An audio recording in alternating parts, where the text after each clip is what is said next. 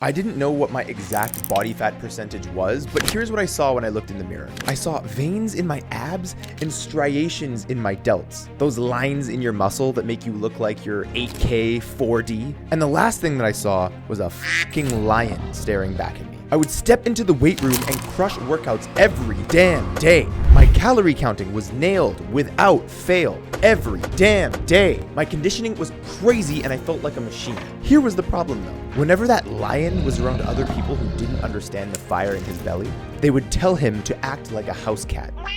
I would constantly hear, "Maybe you should chill out a bit, dude. Take a day off, man. Everything in moderation." Well, fuck moderation. Here is the truth about how you are going to achieve goals in your life.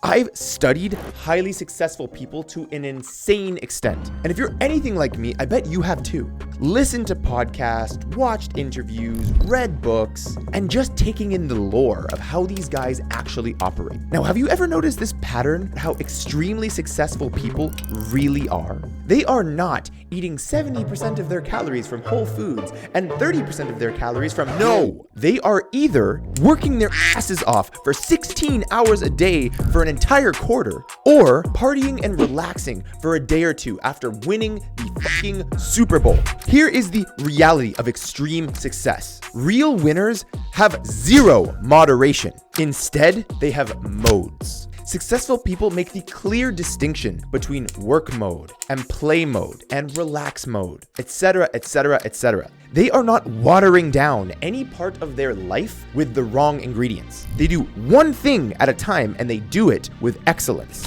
I am the 28-year-old COO that brought our company to $30 million in sales in under 3 years. And while I still have a long way to go and a lot to learn, I can tell you from experience that when I am at the height of my performance in work, gym, mental clarity, and general ferocity towards life, I'm getting up at 2:30 in the fucking morning. My diet is immaculate. My schedule is always planned out. There is no moderation here, none. But when I hit those big milestones, those big benchmarks, I celebrate. On those days, I'm not working half the day or whatever. I'm present in the moment and enjoying it 110% because that is the mode that I am in.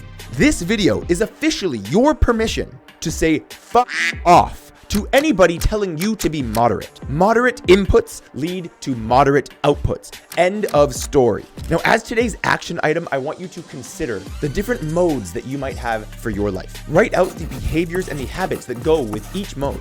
Also, write out the ones that explicitly do not go with each mode. By doing this, you're being intentional about what modes pair with which desired results you want out of life. Deploy these modes and be clear about which one you're in at what point. Now, I personally have a few different ones depending on the circumstance, but my main ones are these: work, relax, social, ghost. These 4 basically cover all things that matter to me right now in my life. So you might have or select different ones, but those are the 4 that I currently use if you're interested.